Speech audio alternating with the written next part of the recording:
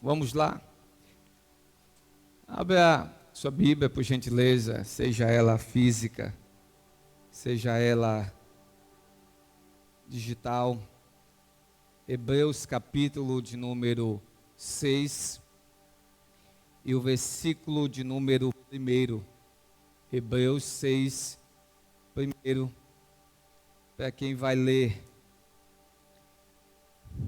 na digital. Se você tiver aí a NVT, vai ser bom para que você acompanhe da maneira como está escrito, mas se não, vai estar aqui no telão. E observe o que o escritor nos deixa como alerta. Portanto, deixemos de lado os ensinamentos básicos a respeito de Cristo e sigamos em frente. Diga, está falando comigo. Ele está dizendo, sigamos em frente, alcançando a maturidade em nosso entendimento. Certamente, não precisamos lançar novamente os alicerces, ou seja, o arrependimento de obras mortas e a fé em Deus. Agora, vá comigo para 2 Coríntios, capítulo 5, versículo 17. A mesma versão. Todo aquele que está em Cristo se tornou nova criação. Diga, está falando comigo. A velha vida acabou e uma nova vida teve o que, irmão? Teve o que, irmão? Isso, início. Nós estamos, irmãos, hoje iniciando uma nova temática, que normalmente a gente sempre trabalha com mês. Deus deu ao nosso pastor, que agora já está inativa, já passou os 30 dias, né? Amanhã, não, hoje é primeiro. Tá, porque o senhor começou dia 12, um homem literal mesmo. Então, a partir de amanhã, mas ele já está aqui, né? Já está aqui com a gente, também já está com a gente, a nossa irmã Fabiana, carregada aí lá de Teresina, terra boa. E Deus deu a ele essa temática de voltarmos novamente a abordarmos sobre doutrinas básicas, ok? E durante esse período, que eu acredito, que não dá no mês, né, pastor Alex? Não vai dar no mês. E eu motivo a você a vir. Faça força para estar em todos os cultos, para que você não perca nenhum ensinamento a respeito disso.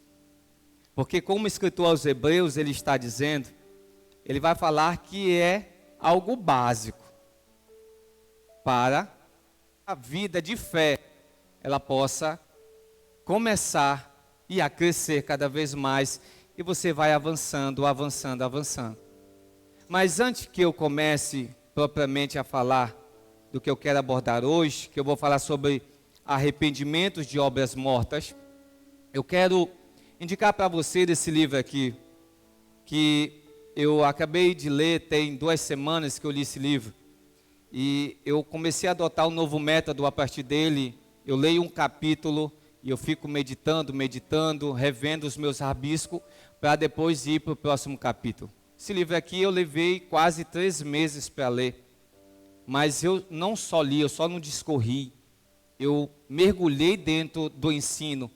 E aqui, o nosso irmão Rick Renner, que é um grande apologeta, um grande entendedor da língua hebraica, do grego, embora ele aborda bastante coisa no hebraico, ele escreveu com muita propriedade todos os 5 elementos que Hebreus vai dizer. Então, basicamente, o que nós iremos falar, todos os ministros, está muito registrado aqui dentro. Isso aqui já é para o Rema, isso aqui já é para a escola de ministro, isso aqui é para a tua vida, isso aqui é um básico para você. Então, eu recomendo a você hoje, terminando o culto, você ir ali no Verbo Shop e adquirir o seu livro. Porque isso aqui, irmão, de fato, vai te abrir o entendimento. algumas coisas eu tinha muitas dúvidas, outras ainda continuei com muitas, mas muita coisa aqui me abriu a mente, e eu recomendo a você, que você adquira isso aqui, que você vai ter a sua mente aberta, e à medida que você entender de fato, alguns fundamentos básicos, você vai de fato agora fazer as coisas da maneira correta. Porque, observe, você vai perceber que durante esses dias que nós estamos aqui ministrando, você vai ver que algumas coisas você estava desconectado. Isso é natural, não se preocupe, nós estamos em construção, nós estamos avançando. E avançar é melhorar. Amém? Amém? Agora, vamos lá. Falando sobre doutrinas básicas, eu preciso me deter sobre o termo doutrina, sobre o termo base, para em seguida falar sobre obras mortas. Amém? Então tenha paciência comigo. Você não vai dormir, mas você vai me ouvir com muita atenção.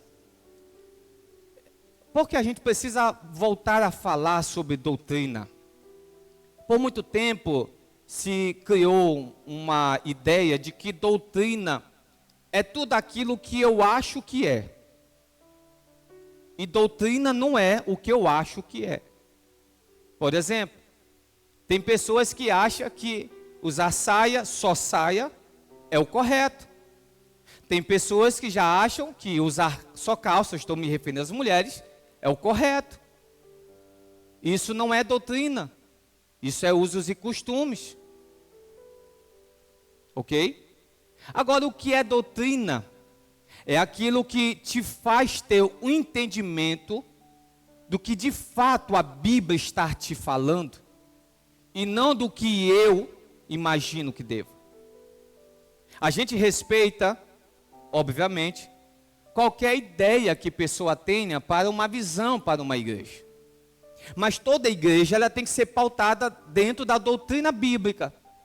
Se ela não se pautar no que a Bíblia está falando, alguma coisa já está errada ali dentro. Amém? E a gente sempre fala a mesma coisa. Eu sempre gosto de repetir isso aqui. Esteja dentro de um ambiente que te aproxima da palavra de Deus. E não daquilo que te deixa confortável. Porque, por vezes, o confortável não quer dizer estar crescendo. Porque crescer, na teoria, é deixar algumas coisas.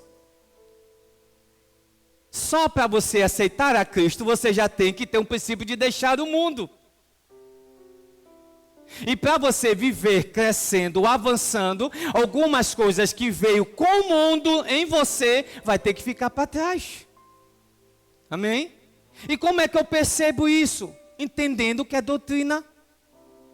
À medida que eu vou entendendo o que é doutrina, e a gente está falando aqui para um povo, eu estou falando de um conceito, a gente está falando de Hebreus. Os hebreus eram um povo muito zeloso. A gente não está falando tão somente daqueles que saíram do Egito, não. A gente está falando de um povo já estabelecido, já com uma cultura. Não era uma cidade, não era um grupo pequeno. Era já um povo estabelecido, que vivia o regimento da lei, que sabia as coisas, fazia muitas coisas, só que fazia da maneira errada. E quando o escritor, que dado a informação, dado ao jeito da escrita, muito parece com Paulo, muito, escute o que eu estou falando, muito parece com Paulo. Há outros que digam que parece que foi Lucas que escreveu, outros até julgam que foi Apolo. Mas isso não vem ao caso. Mas o escritor, ele está falando para um público cristão, que segue todo o regimento de adoração a Deus. A um povo que estabeleceu o culto ao único Deus. Ele não está falando para pessoas recém-convertidas ao cristianismo. É pessoas que estavam misturando o cristianismo com a lei dada a Moisés. Mas não é só a lei, os 10 mandamentos, mas é os princípios que os anciões começaram a colocar. Eles pegavam, digamos, não matarás. Aí eles pegavam isso e diziam, eu entendo que este mandamento tem este segmento aqui, não matarás. Mas a mesma maneira que você pegar, ver alguma coisa, isso é só um exemplo, e ver alguma pessoa, e você não ajudar ela, você também está matando. Criou-se um princípio. Tem a lei, tem um princípio. Os judeus vivem sob o princípio de pelo menos 613 princípios de lei. Então dentro disso, estava vivendo esse povo. E ele estava agora vivendo dentro de um culto de adoração a Jesus Cristo, misturando com a lei. E quando a gente vai observar Hebreus capítulo 10, por favor, capítulo 10, versículo 11. Eu acho que é a Ara, Ora, todo sacerdote se apresenta dia após dia a exercer serviço sagrado e oferecer muitas vezes o mesmo sacrifício, que nunca, jamais podem remover os pecados. Observe, os sacerdotes repetiam o mesmo modelo, todas as vezes, querendo resultado diferente. E não estava dando certo. E era isso que aqueles irmãos, já agora convertidos ao cristianismo, estavam tentando fazer. Uma hora eu sou cristão, opa, eu estou seguindo a Cristo, a lei de Cristo. Mas em algum momento da vida eu estou seguindo aos parâmetros da lei. Aí o escritor está dizendo, olha, eu já passei por vocês, eu já preguei para vocês, eu já ensinei vocês. Mas eu preciso avançar, mas todo momento eu estou tendo que voltar para ensinar vocês a mesma coisa. A mesma coisa. A vida do crente não é viver estagnado. Quem fica estagnado é água de poço. A nossa vida é avançar em Cristo Jesus. Porque Cristo, Ele não só nos deu a salvação, uma nova vida, Ele nos deu muito mais do que isso, irmão, para nós. Agora, como é que eu vivo essa vida? Querendo vivê-la. Não é eu só estar sentado num banco. Não é eu só fazer o meu papel de cristão, que está tudo legal. Não. Eu preciso fazer de acordo com o que a palavra de Deus está me ensinando. Isso é doutrina. Doutrina é você viver o parâmetro bíblico e não viver fazendo as mesmas coisas. Aquilo que deu certo ali foi um momento, mas não é que Deus vai trabalhar das mesmas maneiras, exatamente a mesma maneira. Não, Deus é Deus, irmãos, e Ele faz como Ele quer. Agora, como é que eu avanço? Entendendo as coisas, entendendo isso. Agora, o que é base? O que é base? A palavra base, ela vem do grego telemios, que ela vem de duas palavras. Olha aqui. Primeiro é litos, que é pedra. A segunda é títeme, que é rocha, ou melhor, que é colocar. Então a síntese da base é você pegar algo que você precisa levar para algo consistente. Ou seja, eu preciso ter algo firme para colocar em algo mais firme ainda. E Jesus, no exemplo da parábola da rocha e da areia, da casa construída na rocha e na areia, ele deu o exemplo de você levar a sua construção para algo sólido. E o que é que tem que levar para algo sólido? A minha vida. Aquilo que eu tenho como entendimento. Como a gente falou a respeito de 1 Coríntios, ou melhor, Hebreus, a gente não é ignorante, irmão. A gente não é leso, a gente não é lesado da vida, não, irmão. Todo mundo aqui tem entendimento, sabe raciocinar as coisas. A gente sabe ver o que é verde, o que é preto, o que é amarelo. A gente sabe disso. Cristão não é louco, não é doido, não, irmão. Se tem um ser humano que é inteligente nesse mundo, é crente. Porque ele tem a mente de Cristo. Então a nossa vida é você começar a pensar. Aonde é que eu estou colocando a minha vida? O que é a minha vida? É aquilo que eu penso, é aquilo que eu vejo, ou melhor, aquilo que eu acredito. E eu preciso começar a colocar isso naquilo que é sólido. É por isso que a gente não olha para o homem. Porque o homem, em si, ele pode cometer falhas e está tudo bem com isso. Mas se tem uma coisa que jamais vai falhar, é a palavra de Deus.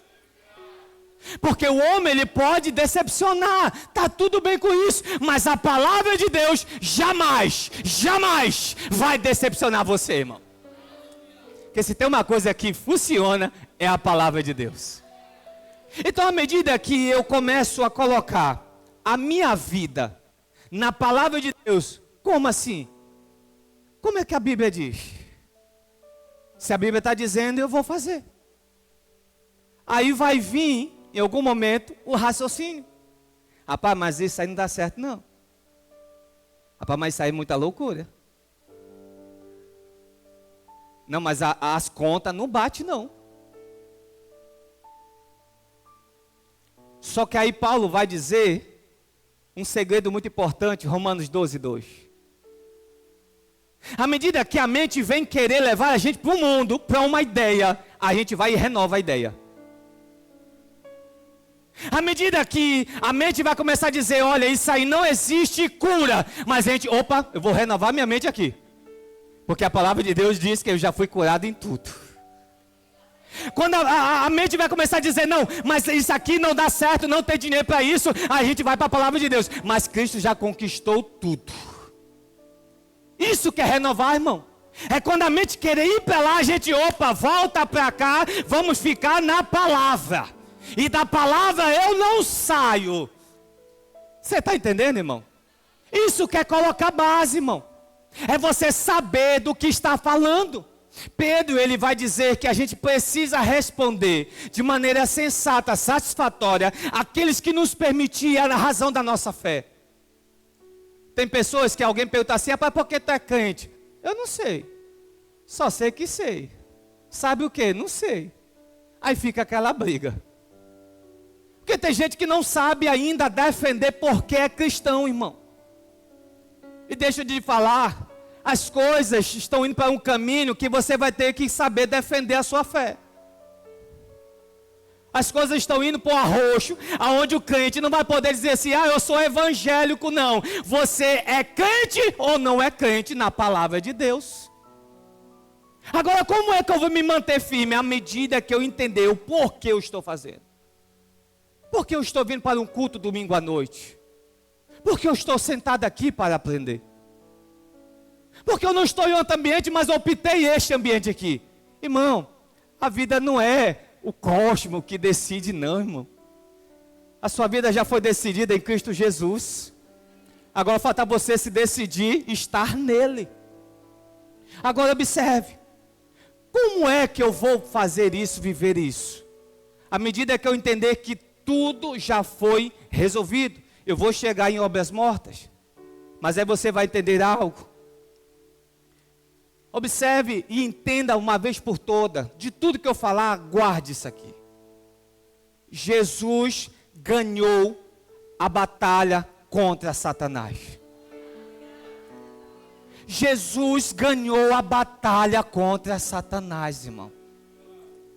E ele não tem como desfazer esse resultado. Ele não tem como voltar e pedir revanche contra Jesus, porque a parada já foi resolvida. Mas qual é a ideia dele? É que você não chegue ao pleno conhecimento da verdade. Ele quer que você viva com meia verdade, porque à medida que você entender toda a verdade, irmão, ele não tem mais domínio sobre a tua mente. E como assim, irmão? Quando Jesus ganhou, quando ele fez aquilo que era para mim batalhar, e eu não tinha força para isso, porque nós nascemos com o pecado, e quem já nasceu com o pecado não tem o que fazer de diferente. Mas Jesus se entregou por nós, pagou um alto preço, morreu na cruz, e a gente vive depois do resultado do brado dele. Tetelestai. Você sabe o que é? Você sabe o que é? Pega a cola. Você sabe o que é? Você sabe o que é? Você sabe o que é? Está consumado. Sabe o que é isso, irmão? Quando estava ali uma pessoa trabalhando, sendo cozinheiro, que ele colocava toda a mesa, todo o banquete, ele colocava um pano assim do lado. Um pano bem dobrado, bonitinho. Enquanto aquele pano estivesse amassado, bagunçado, a obra não estava completa. Mas à medida que o dono da casa, ou o anfitrião, qualquer pessoa assim, de importância, visse o pano dobradinho, bonitinho assim, aí ele ouviu uma voz: Tetelestai, está consumado. A obra está acabada. Todo o trabalho aqui está tudo perfeito. Maria, quando foi lá no túmulo, a Bíblia diz que ela viu 3 coisas. Ela viu o túmulo, ela viu um anjo e ela viu um pano. E o interessante é que Lucas faz questão de dizer que o pano estava dobrado. Alguém entendeu? Aí na cruz Jesus brada: Tetelestai, está consumado. O que esse consumado quer dizer para mim e para você, irmão? Tudo o que havia de discussão contra a minha vida, Jesus resolveu a situação. Eu não preciso mais voltar para o diabo e argumentar com ele: diabo, olha, não, vamos negociar aqui, vamos tentar ver um jeito melhor para nós dois, para a gente não viver em briga não. Irmão, não tem conversa com o diabo. Jesus já resolveu a situação. A gente já é mais do que vencedor em Cristo Jesus, irmão. Não seja teimoso como eu fui. Uma vez eu levei um passageiro de Campina Grande para João Pessoa. A gente saiu do Rema. Estava eu, ele e a minha esposa. E a gente começou a falar de Romanos 5. E a gente começou a falar sobre justo, justificado. E ele falava para mim: a gente é justificado. Eu na minha lei, eu dizia: não é bem assim. Ele disse: não, é assim mesmo. Jesus resolveu tudo para a gente. Está tudo perdoado, não existe nada contra a gente. Eu disse: amém. Mas, e se tem uma coisa ruim neste mundo, irmão, é o crente que vive do mais. Eu amo a Deus, mas se Ele fizesse algo por mim, eu amava mais. Não, eu sou crente, mas se Deus fizesse algo para mim, eu faria mais. Porque à medida que Deus não for suficiente para você, e a obra que Cristo fez por você não for suficiente para você, irmão, está faltando melhorar a base. E eu lutando com ele. Rapaz, deixa disso. Aí ele cansou, porque no Rema você vai entendendo que não adianta discutir. Você tem que ter um momento certo para falar. E ele disse: tá bom, irmão, continue fazendo Rema, você vai ver que você estava errado. Eu disse: amém. Eu estava no início do Remo. Foi passando o Remo. Eu fui passando vergonha. Foi passando Rema. Eu fui passando vergonha. Porque à medida que você entende, olha só, Miqueias capítulo 7, versículo 19. Voltarás a ter compaixão de nós, pisarás as nossas maldades sobre os teus pés, e lançarás os nossos pecados nas profundezas do mar, irmão. Isso aqui é uma oração que o profeta está falando sobre o povo. Agora só que isso aqui era algo que viria a acontecer no futuro. Você vai ver isso aqui mais na frente. Só que aí aconteceu o futuro, já se tornou o presente para a gente. Cristo morreu na cruz do Calvário, bradou Tetelestai e resolveu a situação. Aí agora a gente vai para Romanos capítulo 8, versículo 1. Que Paulo vai dizer de forma enfática: nenhuma Oh, glória. Eu gostei de um aleluia que eu ouvi aí. Nenhuma condenação há para aqueles que estão em Cristo Jesus.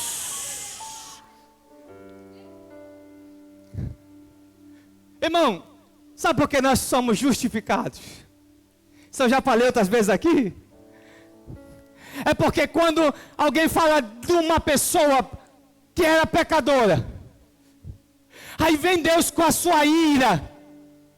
Só que nesse momento ele não consegue ver você, porque entre Deus e você ficou Jesus Cristo, irmão. O que é ser justificado? É ser oculto, é ser guardado, é ser escondido. É por isso que Paulo diz: quem está em Cristo? Quem está em Cristo? Quem está em Cristo? Existe um posicionamento. Eu estou em Cristo. E a vida, ela fala muito do que a pessoa é. Ela vive essa realidade.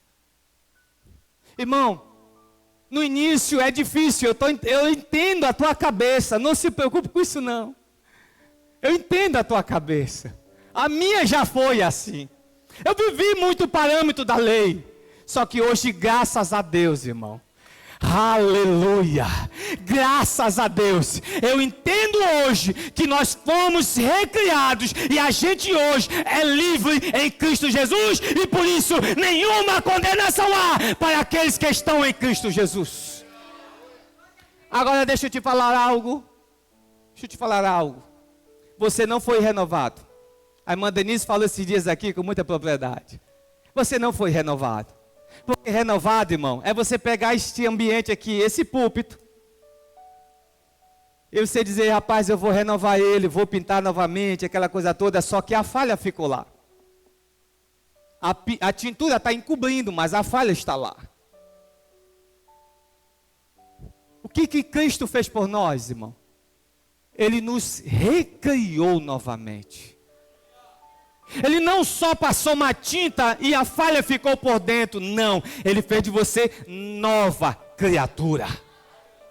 É por isso que Paulo diz: quem está em Cristo, nova criatura é. Aí ele vai dizer: o púlpito velho já passou, a vida velha já passou, tudo que era velho já ficou para trás. Ele vai dizer, irmão, agora tudo é novo, agora o estilo de vida é nova, agora é alegria nova, agora é ânimo novo, agora é empolgação nova, tudo é novo, irmão. Aleluia. Deixa eu te falar, essa carcaça aqui pode até ser velha, pode até ter 40, 50, 70, não importa, porque a gente não é isso aqui. A gente não é essa matéria velha aqui, porque Paulo já disse, 1 Coríntios 5 e 53 ou 57, se eu não me engano, ele diz que este corpo aqui, corruptível, ele será, irmão, ele entrará no modo glória, a gente não vai ter dor, a gente não vai ter decepção, essa matéria aqui vai ser glorificada, porque o Espírito já foi glorificado em Cristo Jesus, irmão.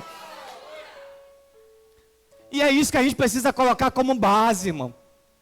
À medida que eu coloco isso aqui como base, eu quero ver a depressão ficar. Eu quero ver a angústia chegar perto, irmão.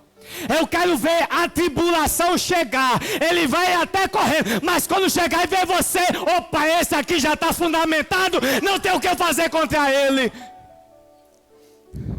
Irmão, à medida que você tiver uma base forte, o edifício vai ser lindo, maravilhoso na tua vida. Então, se atenta, procure, medite na palavra de Deus. Gaste tempo com a palavra de Deus. E eu estou falando de algo que eu sei do que eu estou falando. Essa palavra funciona de verdade, irmão. Eu não quero aqui contar testemunho não, irmão. Mas eu só quero dizer para você, essa palavra funciona. Tudo já foi resolvido. Agora, vamos entrar na matéria. Arrependimento de obras mortas. 20 minutos eu termino isso aqui. Eu fiz 20 minutos, viu? 20 minutos eu termino isso aqui. Observe. Arrependimento, você já sabe, que é uma mudança de ideia. É uma mudança de concepção. Eu estava indo, me arrependi, não tem mais o que eu fazer para lá, eu vou mudar de direção e vou para outro caminho, porque agora aqui tem um propósito melhor para mim. Quando eu digo que crente raciocínio, é isso, irmão.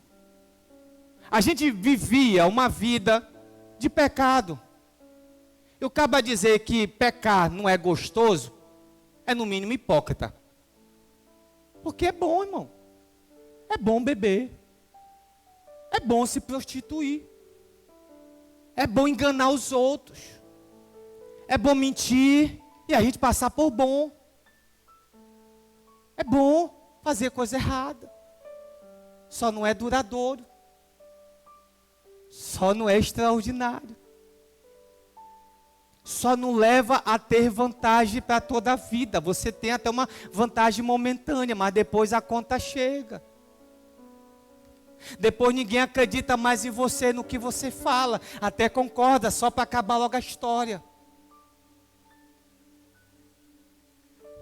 Viver uma vida pecando, até que é legal. Mas a partir do momento que alguém anuncia para você, mas uma vida em Cristo Jesus. Alguém pergunta assim, mas lá tem bebida? E como tem? Rapaz, crente para beber? E pode. Deve se embriagar, irmão. Onde está escrito isso? Efésios 5:18. Não vos embriagueis com vinho onde há contenda, mas do Espírito te enche. Ah, mas aqui eu posso mentir, eu posso enganar as pessoas. As pessoas até acham que eu sou legal. Bacana. Mas uma hora, a verdade, a mentira não se sustenta. Mas aqui há uma promessa do Espírito da verdade, que Ele vai revelar toda a verdade. E aí a gente, quando faz o comparativo, começa a perceber. Eu preciso mudar de ideia. Eu preciso mudar de concepção. Eu preciso mudar de rota. E isso não quer dizer que seja em um dia, em 10 anos. Mas a ideia é que tem que acontecer na nossa vida. Tem que haver o desprendimento de querer mudar de vida.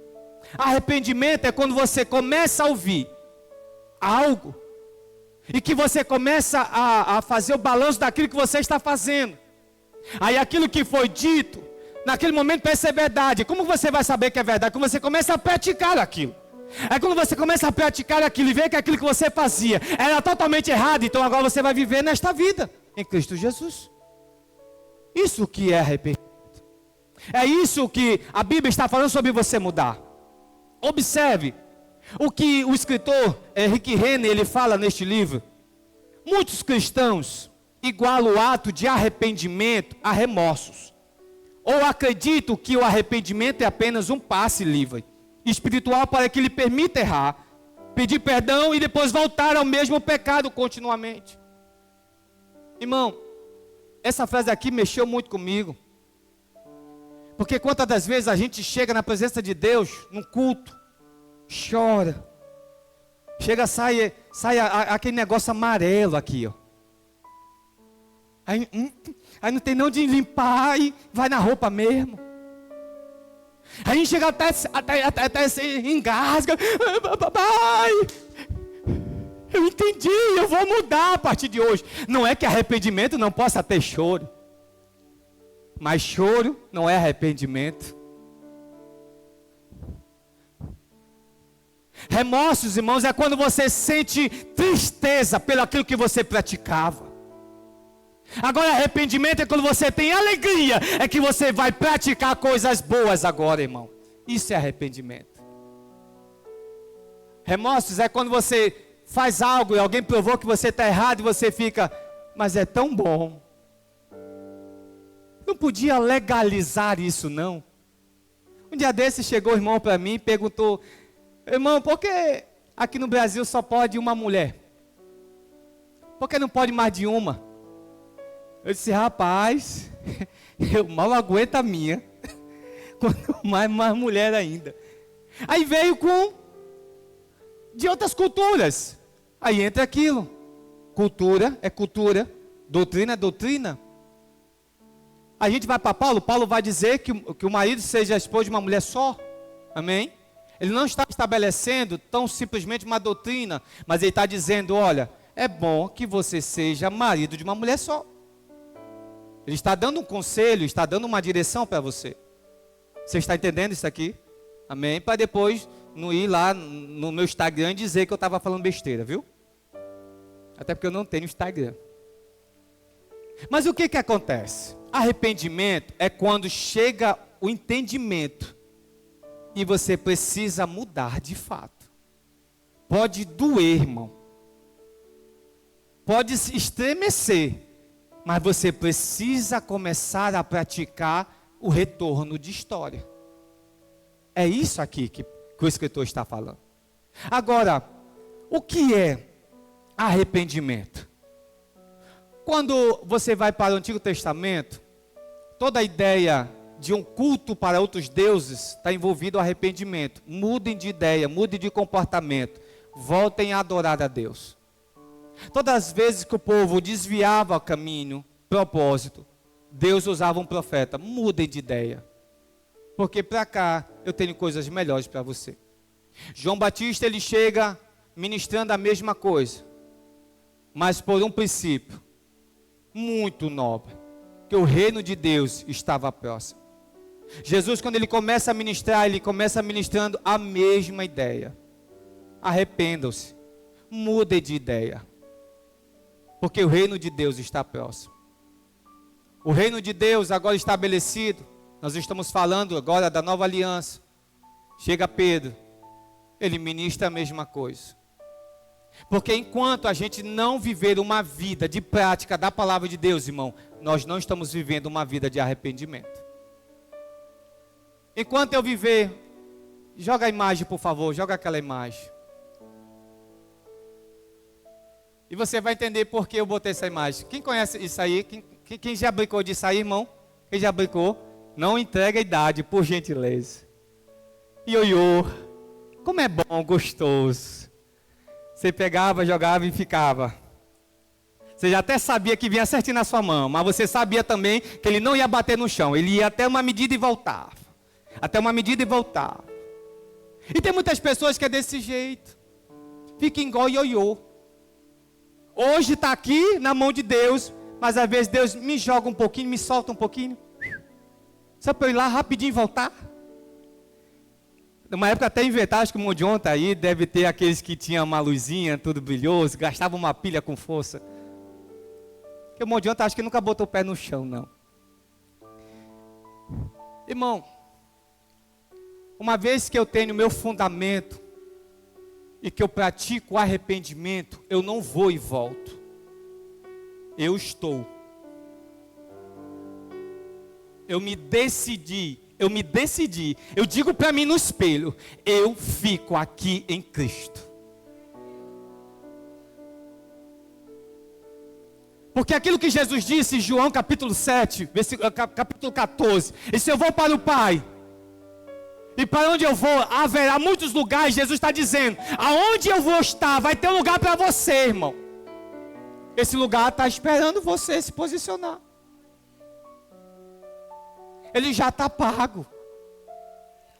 Poltrona exclusiva para você, está o seu nome lá reservado. No 3 você vai dizer o seu nome bem alto, no 3. 1, 2, 3, Jackson. Alguém entendeu algum nome? Talvez só o seu. Mas Jesus sabe todos os nomes aqui. E todos os nomes aqui têm um lugar reservado com Ele. Agora, como é que eu tomo posse disso? Quando eu vivo essa realidade. Não tem mais nada contrário a mim. Não existe mais nada no mundo que me atraia.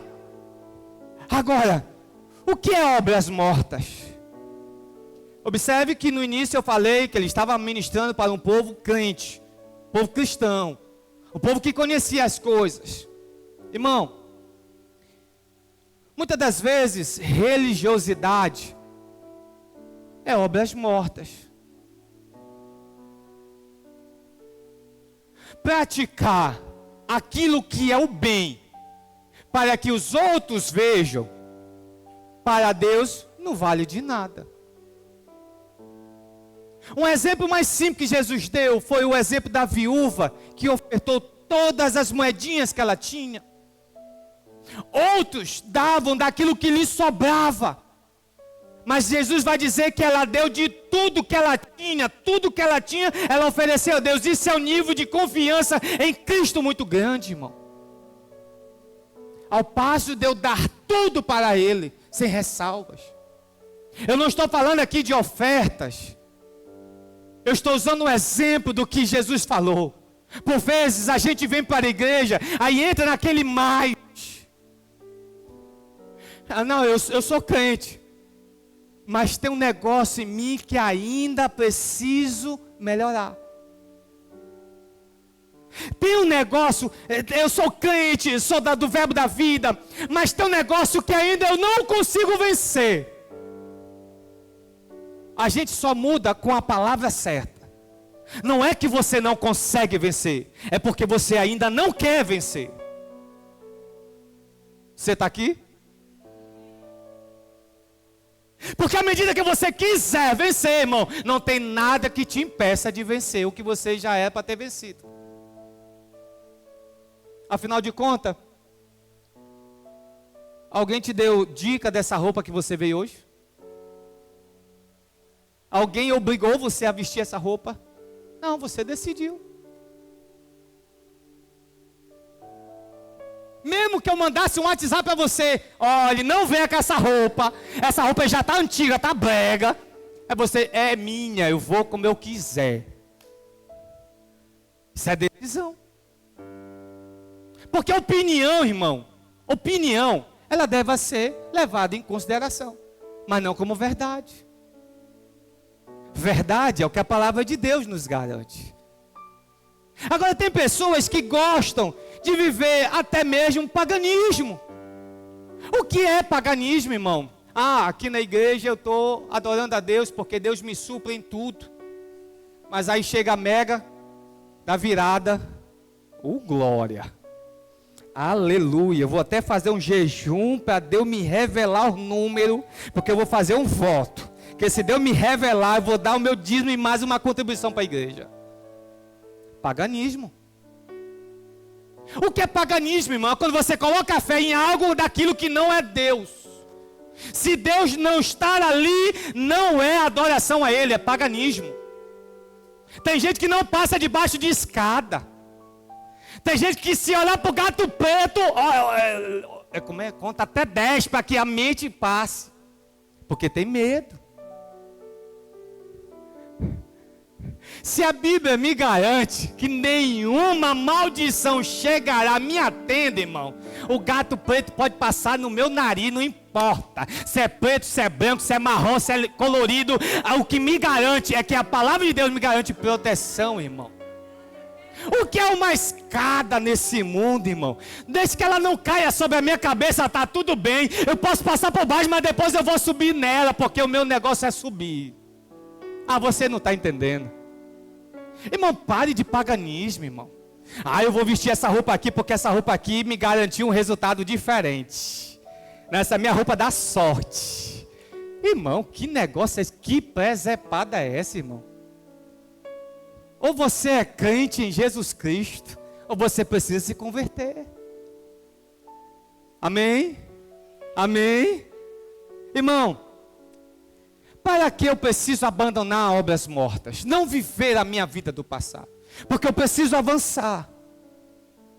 Observe que obras mortas, ela dá continuidade para um fundamento que é a nossa fé. Que se eu não abandonar obras mortas, eu não consigo viver uma vida de fé, irmão. Uma vez a gente estava aqui num negócio, precisando de um negócio aqui, era para comprar uma caixa de som.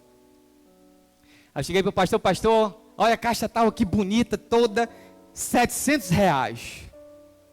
Se a gente juntar aqui 7 irmãos a R$100, o que é R$100, pastor? Dá certinho, a gente vai e compra essa caixa agora rápido. Aí o pastor olhou para mim e disse amém. Mas não faça isso. Age em fé. Porque se tem um camarada que arrocha, é o nosso japonesinho aqui.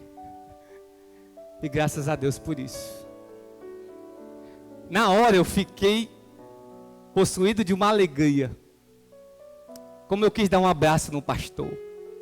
Quase que eu fui no shopping e comprei uma roupa nova para ele. Eu fiquei assim, meu Deus do céu. Porque eu era acostumado a fazer isso na outra igreja. Rápido. Rápido. O que o pastor estava me ensinando? Abandone isso aí e viva a fé. E você acha que é gostoso? Não é gostoso, mas é bom.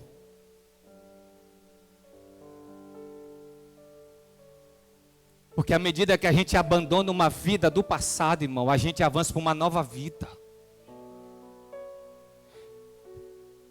Guarde na tua cabeça, 2 Coríntios 5,17. Nova criatura é. As coisas velhas já passaram e tudo é novo. Novas ideias. Novas estratégias. Aleluia. Aleluia.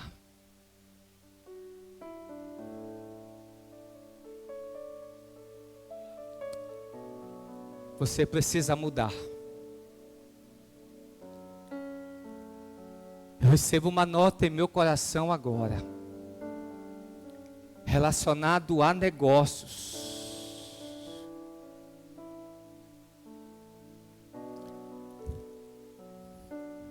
Você está entendendo o que Deus está falando aqui esta noite? E eu não estou olhando para nenhuma pessoa específica, porque a nota está indo na vida certa aqui esta noite. Aleluia. Glórias a Deus. As coisas vão melhorar a partir do momento que você começar a fazer a coisa certa, da maneira certa, e o resultado certo vão começar a vir sobre a tua vida. Aleluia. Amém, Jesus. Irmão, você sabia isso aqui? Eu não sabia. Que gula é obras mortas. Comer demais, até vir pelo nariz. Calma, calma. A gente precisa entender que uma vida de exagero nunca é agradável a Deus. A Bíblia nos fala sobre o modelo de temperança, domínio próprio. Você pode até estar com fome demais, mas se controle naquilo que você vai fazer. Eu não posso ir com um cartão na loja, porque senão eu trago até a placa do shopping. Irmão, quem controla você? É você ou o cartão? Porque se alguém pisar no meu pé, não pisa não, porque você vai ver o dragão. Irmão, ou você é nova criatura, ou não é. Não me venda fiado, porque senão, olha, eu não gosto de pagar não. Então não compra. Simples assim. Mas não viva uma vida passada. Porque uma vez que você aceitou a Cristo, uma vez que você topou viver sendo governado por Ele, viva esta vida. Deixe ser governado por Ele, irmão. Por mais que os teus sentimentos queiram falar outra coisa, e a gente não vive pelo sentimento, a gente não vive pelo que vê, a gente vive pelo que crê na palavra de Deus, irmão. Guarde isso com você. Porque à medida que você guardar isso, você vai começar a mudar de vida. Agora uma vida do passado não vai mais te atrair. Eu já disse para vocês, eu já bebi. Hoje, quando a gente estava vindo para cá, eu vim de BRT, de lá para cá. E ficou aqui um bêbado aqui e um bêbado aqui. Aí estava lá com uma 51, aí com um energético, aí botava ali meia 51, meia energético e começava a beber. E o copo passava aqui, ó. O copo passava aqui. E eu olhando para aquilo. E eles tomando, e eles tomando. Se fosse alguns até diria assim, nem serve um gole. Mas hoje não me atrai, irmão. Por quê? Porque já ficou no passado. Agora o que me atrai é a Santa Ceia do Senhor. Hoje o que me atrai é viver em comunhão com os meus irmãos. Hoje o que me atrai é ser conduzido pelo Espírito Santo de Deus, irmão. Não é mais as paixões mundanas. Se a gente fosse enumerar aqui o que a gente praticou, a gente tem uma história muito longa. Só que essa história aí, irmão, já está no passado. Ela não precisa mais ser relembrada. Eu mesmo não gosto de estar toda hora falando da minha vida, o que eu fiz do passado. Eu gosto de falar o que eu estou fazendo agora, o que eu estou vivendo agora, porque a nossa vida é agora, no que a gente está vivendo em Cristo Jesus, irmão. Viva esta vida. Agora, o que mudança de fato vai dizer? Mateus capítulo 3, versículo 8. Eu já encerro aqui, pode ficar de pé. Olha só o que João está dizendo. Produzir, pois, frutos dignos de arrependimento. Não é só de palavras, é algo palpável, algo visto. Uma coisa que eu tenho aprendido é que não adianta você falar. O que você faz, a gente vai perceber. Então não se preocupe em dizer nada se você está vivendo uma vida de comunhão com Deus. Não precisa falar. Porque a sua vida fala o que você faz. A sua vida fala. Você sabia disso? A sua vida fala. Agora observe o que está dizendo em João capítulo 15, versículo 5. Diz assim: eu sou a videira, vós os ramos. Quem permanece em mim e eu nele, esse dá muito fruto. À medida que eu permanecer em Deus, à medida que eu estou em Cristo, eu vou produzir muitos frutos. Frutos quais, irmão? Dignos. E essa palavra tem que ficar na nossa vida todos os dias. O que eu faço é digno. O que eu estou fazendo é digno. Paulo vai dizer: quer comais, quer bebais ou façais qualquer outra coisa, façais para a glória do nome do Senhor, irmão. Então se você vai negociar, negocia glorificando a Jesus Cristo.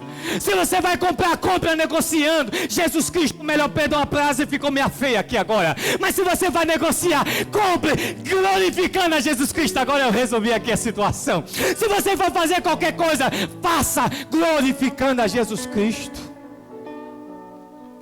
Esses dias eu estava jogando e me deu um ápice de estresse.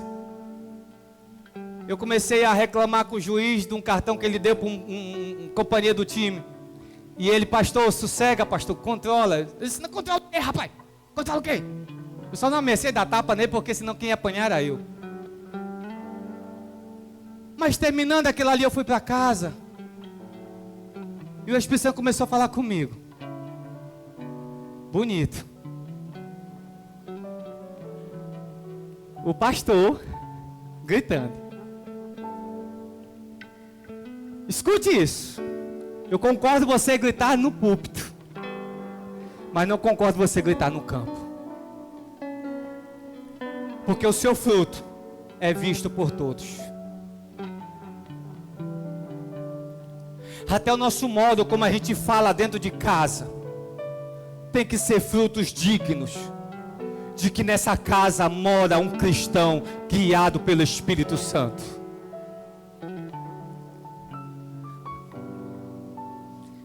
Esses dias a nossa vizinha pediu a nossa senha do Wi-Fi. Aí a Rafael disse: vou mudar a senha. Eu disse: minha filha, para quê? Vai acabar em quê a nossa internet?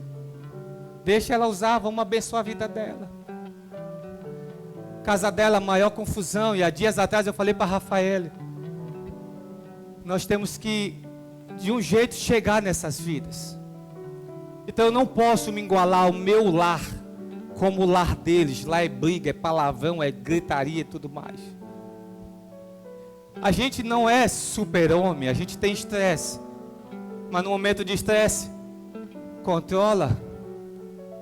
Se for para discutir, discute pelo WhatsApp, manda figurinha.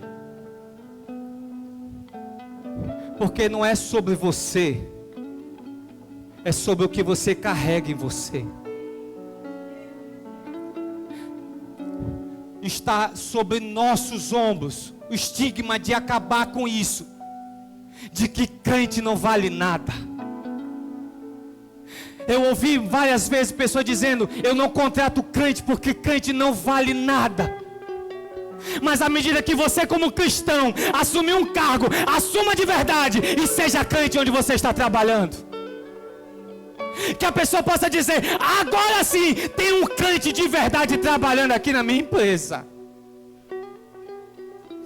Irmão, vai muito além do que você imagina.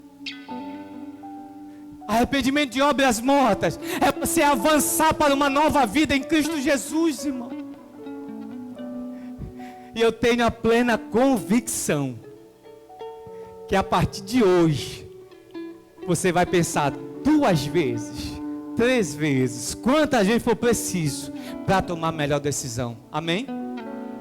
Deixa eu orar por você. Bendito Pai, obrigado, Senhor, por essa noite. Obrigado, Jesus, porque nós chegamos naquilo que o Senhor propôs em nosso coração. Obrigado, Pai, porque não é uma palavra que causa medo, não é uma palavra que causa temor, mas é uma palavra que nos gera ânimo para vivermos uma vida melhor. E eu quero declarar a Deus sobre este casal uma nova fase, de um novo relacionamento, de uma comunhão íntima com o Senhor, pautado pela Tua palavra. Eu quero declarar sobre esta família, vivendo os princípios da palavra do Senhor. Eu quero declarar sobre esse empresário uma fase extraordinária na Tua presença. Eu quero declarar sobre o meu irmão que trabalha em determinada empresa, sendo luz e sal naquele lugar. Pai, muito obrigado porque a Tua palavra nos motiva a viver uma vida diferente do que o mundo imagina. E que hoje, cada vez mais, possamos viver não aquilo que a gente quer, mas aquilo que a Tua palavra está nos dizendo para fazermos. Obrigado, Deus, por uma nova fase na vida do meu irmão. Obrigado, Deus, por despertamentos espirituais. Obrigado, Deus, por alianças com a Tua palavra, Pai. Obrigado, Deus, por uma nova realidade, entendimento de uma nova realidade na vida do meu irmão. Obrigado, Deus, porque não é de grito, não é de choro que a gente vive de fé com a Tua palavra. E obrigado, Deus, porque a Tua palavra produzirá frutos de arrependimento em nossas vidas. Em nome de Jesus. Amém, amém. Permaneça de pé, nosso pastor agora.